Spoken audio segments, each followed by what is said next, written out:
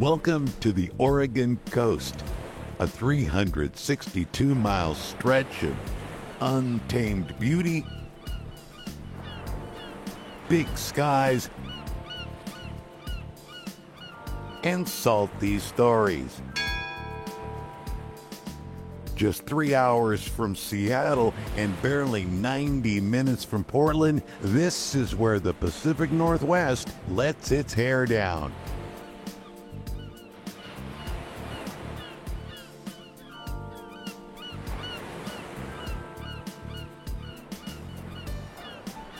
Here, time isn't counted in hours, it's measured in tides. In the moss that creeps over driftwood. In sea stacks that crumble. And redwoods that rise. This isn't just a place you visit. It's a place you feel. Welcome to the People's Coast. Let's start at the top, literally.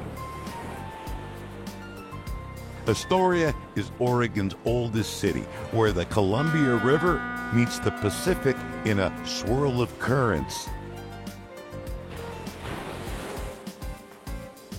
Culture.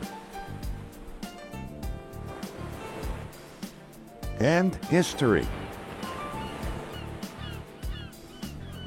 Back in 1805, Lewis and Clark emerged here after trekking across the continent and shouted, "Ocean in view, oh joy!"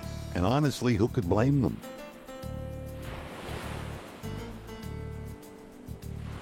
Today, you can stand where they stood at Fort Clatsop. You can walk through their winter quarters, and you can feel the cold bite of the past.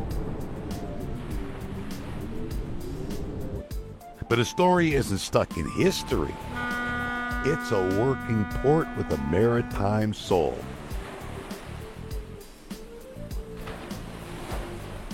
Drop by the Columbia River Maritime Museum, the Heritage Museum, or step inside the old Hanthorn Cannery and imagine life when Astoria was the salmon canning capital of the world.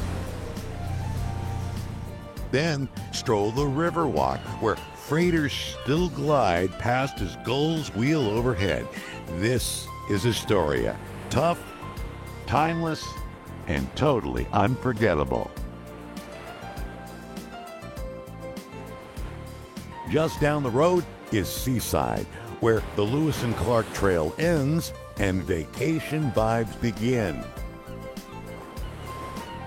This was Oregon's first coastal resort, thanks to the railroad in the late 1800s.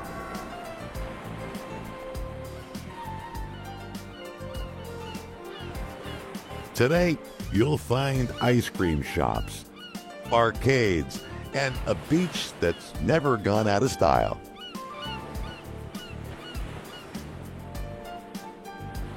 South of town, nature takes center stage again at Ecola State Park. Hike through the towering trees and along cliffs where the coastline looks just like it's posing for a postcard.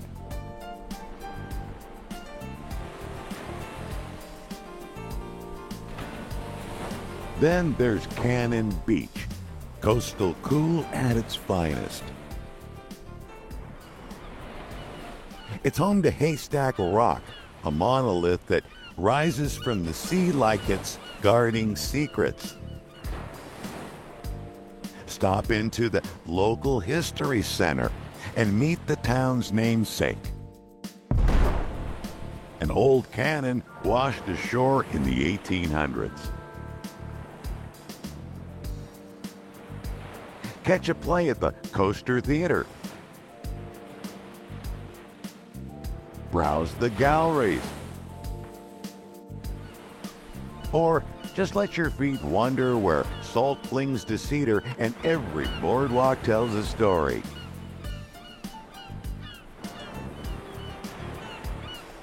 Before Highway 101, stagecoaches once raced the tides along the sand here. And now you can take your time and take it all in. Cruising south, Oswald West State Park offers a scenic stretch of road where forests tumble toward the sea and views might just stop your heart. In the best way.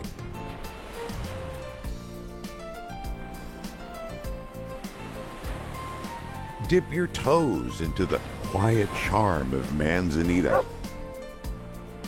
Toss a line into the river at Wheeler. Or just watch the clouds drift over the bay in Garibaldi. Then swing into Tillamook. Yes, the place famous for cheese. But also your jumping off point for the Three Capes Scenic Loop. Short on time? Do the loop. Got a few days? Stretch it out. This is Oregon Coast living at its best. Down in Lincoln City, the only thing on your to-do list is to take it slow. Explore the museum. Hunt for glass floats. Let the rhythm of the waves do the talking. Then make your way to Depot Bay, the whale-watching capital of the coast. You can hop on a boat or just perch above the cliffs and wait. The whales always show up eventually. Stop off at Otter Rock and peer into the Devil's Punch Bowl. Feeling brave? Grab a surfboard and dive into the marine reserve below. And just down the coast lies Yaquina Head, Oregon's tallest lighthouse. Tide pools, seals, sea spray. It's a masterpiece in motion.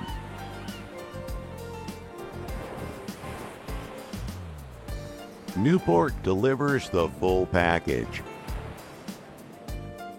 Beaches,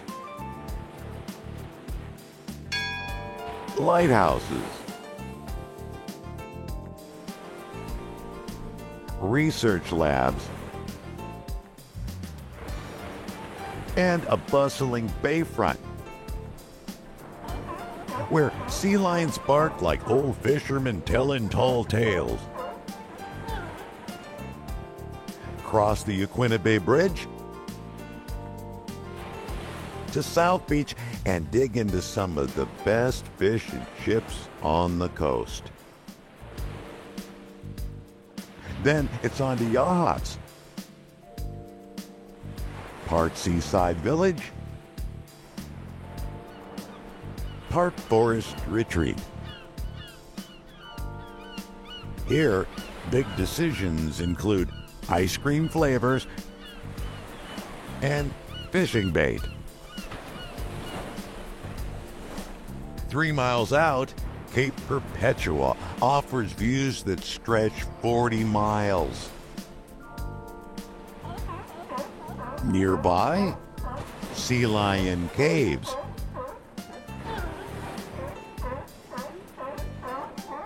Smelly, yes, but unforgettable.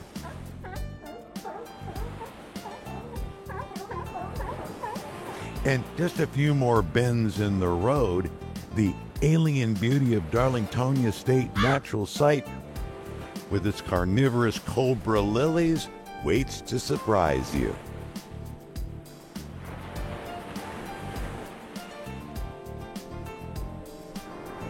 Take a deep breath in Florence. This town is where sand dunes meet small town charm. Just south, The Oregon Dunes National Recreation Area unfolds like a sandbox for grown-ups. ATVs, hiking, and coastal quiet all in one place. Coos Bay brings it home with maritime roots and a proud timber history. Stop by the Coos History Museum.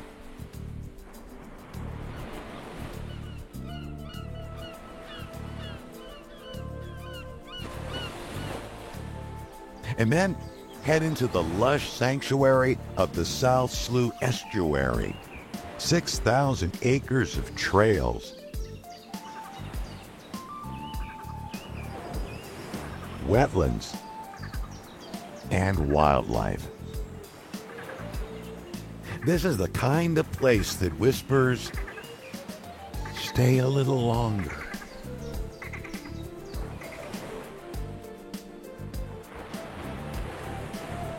Finally, there's Bandon by the Sea, a gem of the southern coast, known for its art, its people, and its endless sea views. Drop a crab pod off Weber's Pier, then climb to Coquille Point and look out over the wildest stretch of Oregon coast yet.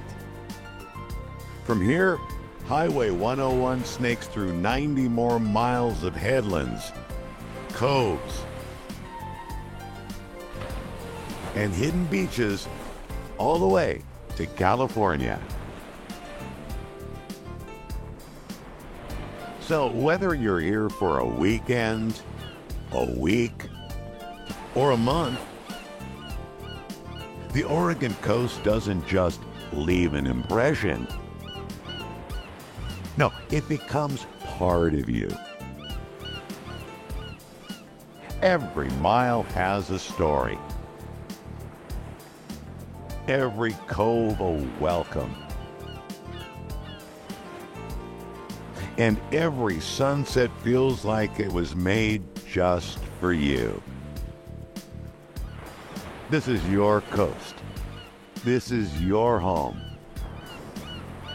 Welcome to the People's Coast. Welcome to the Oregon coast. I'm Tony Marino. Thanks for joining me on this edition of Real Oregon Coast. And keep on coasting.